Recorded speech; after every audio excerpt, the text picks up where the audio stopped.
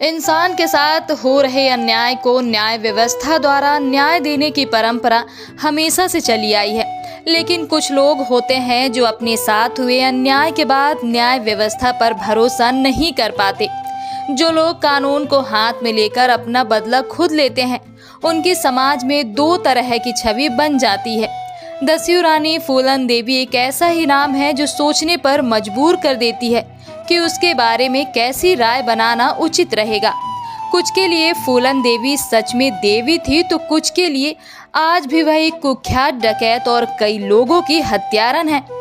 कोई आम राय बनाने से आइए पहले उनके जीवन के पहलुओं को टटोलने की कोशिश करें। 10 अगस्त 1963 का दिन यूपी के जालौन जिले के गांव गोरहा के मल्लाह देवी दीन के लिए नई मुसीबत लेकर आया था। मुसीबत इसलिए थी क्योंकि उसके घर बेटी ने जन्म लिया था। अगर बेटा हुआ होता तो जश्न का माहौल होता। अब बेटी ने जन्म लिया तो चिंता से मल्लाह का सिर फटा जा रहा था। चिंता उसको पालने की, चिंता उसको बड़ा करने की और चिंता उसको उसकी शादी की। देवी दीन ने अपनी बेटी का नाम रखा फूलन। शुरुआत में पिता देवी दीन को भी इस बात का अंदाजा नहीं रहा होगा कि जिस बेटी का जन्म उसके लिए खास नहीं था, उसकी मृत्यु का दिन इतना खास हो जाएगा कि पूरे देश में हड़कंप मच जाएगा। अपने माँ बाप के 6 बच्चों में फूलन दूसरे नंबर पर थी। वह दब्बू और शांत नहीं थी, वह एकदम अलग थी। इतनी अलग कि सही गलत की लड़ाई के लिए वह किसी से भी भिड़ जाती थी। फूलन के पिता देवी दीन कड़ी मेहनत के बाद घर का खर्च चला पाते थे। संपत्ति के नाम पर उनके पास केवल 1 एकड़ जमीन थी। उनके पिता की मृत्यु के बाद उनका बड़ा भाई घर का मुखिया बना तथा अपने बेटे माया दीन के साथ मिलकर उसने देवी दीन के हिस्से की जमीन भी हड़प ली। जब फूलन को इस बात का पता लगा कि उसके चाचा ने उसकी जमीन पर कब्जा कर लिया है, तो वह उनसे भिड़ गई। कहते हैं कि जमीन के लिए चाचा से बात इतनी ज्यादा बिगड़ गई थी कि हाथापाई तक पहुंच गई। मामला यही नहीं सुलझा। अपने हक के लिए फूलन अपने खेत के बीचों बीच धरने पर जा बैठी। इस पर उन्हें अपनों का गुस्सा भी झेलना पड़ा, लेकिन वह नहीं मानी। फूलन के उग्र स्वभाव से उनके पिता को अधिक चिंता होने लगी। पिता की इसी चिंता ने फूलन की जिंदगी को एकदम से मोड़ दिया। महज 11 साल की उम्र में उनके पिता ने उनका विवाह एक अधेड़ व्यक्ति के साथ तय कर दिया। शुरुआत में फूलन ने इसका विरोध किया, फिर अपनी नियति मानकर इसे स्वीकार कर लिया। फूलन के पिता ने उसके अच्छे भविष्य को लेकर यह कठोर फैसला लिया था, किंतु सही मायने में उन्होंने फूलन को जलती हुई आग में तपने के लिए छोड़ दिया था। फूलन के ससुराल वाले ठीक नहीं थे, उसके पति का भी उसके प्रति ठीक व्यवहार नहीं था। जल्दी ही ये सब फूलन की बर्दाश्त से बाहर हो गया और वह भागकर अपने घर लौट आई। उसे उम्मीद थी कि उसके अपने लोग उसकी मदद करेंगे, लेकिन हुआ उल्टा। फूलन मासूम थी, लेकिन उसके दुश्मन बहुत ही शातिर थे। उसके चचेरे भाई ने इस मौके का फायदा उठाकर एक झूठे आरोप में उसे जेल भिजवा दिया। वहां भी उसे शारीरिक शोषण झेलना पड़ा।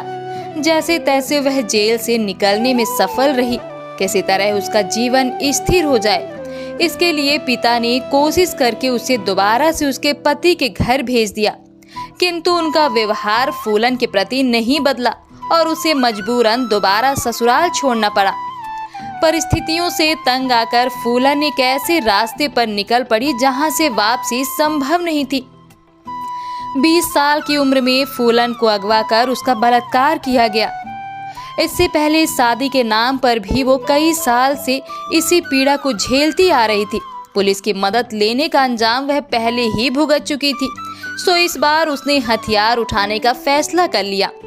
फूलन की जीवनी पर आधारित फिल्म बैंडिट क्वीन में लिखा है कि वह 20 साल की उम्र में अपने एक रिश्तेदार की मदद से डाकुओं के गिरोह में शामिल हो गई। हथियार उठाने के बाद सबसे पहले फूलन अपने पति के गांव पहुंची, जहां उसने उसे घर से निकालकर लोगों की भीड़ के सामने चाकू मार दिया और सड़क किनारे अधमरे हाल में छोड़कर चली गई। जाते जाते फूलन ने ऐलान भी कर दिया कि आज के बाद कोई भी बूढ़ा किसी जवान लड़की से शादी नहीं करेगा। हथियार उठा लेने भर से फूलन की परिस्थितियां नहीं बदली थी। गिरोह में भी उसे कई प्रकार की विकट परिस्थितियों का सामना करना पड़ा। गिरोह के सरदार बाबू गुज्जर का दिल फूलन देवी पर आ गया। बस यह उसकी शारीरिक भूख थी, जिसे मिटने के लिए वह लगातार कोशिशें करता रहा। पहले उसने फूलन को बहलाने की कोशिश की। जब वह कामयाब नहीं हुआ तो एक दिन उसने फूलन के साथ जबरदस्ती की। विक्रम मल्लाह, जिसका स्थान गिरोह में बाबू गुज्जर के बाद आता था, उसने इसका विरोध किया। बावजूद इसके सरदार नहीं माना और फूलन के साथ जबरदस्ती की। बाद में विक्रम ने बाबू की हत्या कर दी। बाबू गुज्जर की हत्या के बाद अगली सुबह विक्रम मल्लाह ने खुद को गिरोह का सरदार घोषित कर दिया। इसी बीच इनके गिरोह में जेल से भागे 2 भाई श्री राम तथा लाला राम शामिल हुए, जिनके कारण गिरोह में फूट पड़ गई। बाद में उन्होंने विक्रम मल्लाह को भी मार गिराया और फूलन को बंदी बनाकर अपने गांव बेहमई ले गए। यहाँ फूलन को एक कमरे में भूखे प्यासे बंद कर दिया गया। बेहमई में फूलन को जो घाव मिला वो उसके लिए अब तक का सबसे गहरा घाव बन गया। यहाँ उसके साथ केवल दुष्कर्म नहीं बल्कि सामूहिक दुष्कर्म हुआ। वहाँ मौजूद सभी ने बारी बारी से उसके जिस्म को जानवरों की तरह नोचा। फूलन ने इतना सहा कि शायद उसे मर जाना चाहिए था, लेकिन किस्मत ने उसके लिए कुछ और ही चुना था। उसके साथ हो रहे दुष्कर्म और दी जा रही यातनाओं की जानकारी उसके कुछ पुराने साथियों को मिली, तो वे छुपते छुपाते मौके पर पहुंचे और फूलन को वहां से बचा कर ले गए। वहां से निकलने के कुछ दिन बाद ही फूलन ने अपने साथी मान सिंह मल्लाह की सहायता से अपने पुराने मल्लाह साथियों को इकट्ठा करके गिरोह का पुनः गठन किया और खुद उसकी सरदार बनी। श्री राम और लाला राम के चंगुल से निकलने के 7 महीने बाद फूलन देवी को वह मौका मिल गया जिसका वह इंतजार कर रही थी। 14 फरवरी 1981 को प्रतिशोध की आग में उबल रही फूलन अपने गिरोह के साथ पुलिस के भेष में बेहमई गांव पहुंची। यहाँ एक शादी का आयोजन था जिसमें बाहरी गांव के लोग भी आए हुए थे। फूलन और उसके गिरोह ने बंदूक के जोर पर पूरे गांव को घेर लिया तथा ठाकुर जाति के 21 मर्दों को एक लाइन में खड़ा होने का आदेश दिया। उन 21 में से 2 उनके पुराने गिरोह के डाकू भी थे, लेकिन ये वो नहीं थे जिन्होंने फूलन के साथ दुष्कर्म किया था। अपने दुश्मनों को वहां ना देखकर फूलन देवी बुरी तरह बौखला गई। उस घटना के चश्मदीद व उन 21 लोगों में एकमात्र जीवित बचे चंदर सिंह, जिन्होंने बाद में बीबीसी को बताया था। फूलन ने सबसे पहले पूछा कि लाला राम कहाँ है। उसके मन मुताबिक जवाब ना मिलने के बाद उसने सभी को बैठने के लिए कहा, फिर खड़े होने के लिए। कई बार ऐसा करने के बाद अचानक से ही उसने अपने साथियों को फायर करने का आदेश दे दिया। सौभाग्य से चंदन सिंह अकेले ऐसे थे जो गोली लगने के बाद भी जिंदा रहे। बेहमई नरसंहार के बाद फूलन बैंडिट क्वीन नाम से मशहूर हुई। लूटपाट करना, अमीरों के बच्चों को फिरौती के लिए अगवा करना, आने जाने वाली लोरियों को लूटना फूलन के गिरोह का मुख्य काम था। कुछ सालों तक यह चला, फिर वह किसी तरह से वह आत्मसमर्पण के लिए राजी हो गई, लेकिन इसके लिए उनकी अपनी शर्तें थी। वह जानती थी कि उत्तर प्रदेश पुलिस उसकी जान की दुश्मन है, इसलिए अपनी पहली शर्त के तहत मध्य प्रदेश पुलिस के सामने ही आत्मसमर्पण करने की बात कही। दूसरी शर्त के तहत उन्होंने अपने किसी भी साथी को सजाए मौत ना देने का आग्रह किया। तीसरी शर्त के तहत उसने उस जमीन को वापस करने के लिए कहा जो उसके पिता से हड़प ली गई थी। साथ ही उसने अपने भाई को पुलिस में नौकरी देने की मांग की। फूलन की दूसरी मांग को छोड़कर पुलिस ने उसकी बाकी सभी शर्तें मान ली।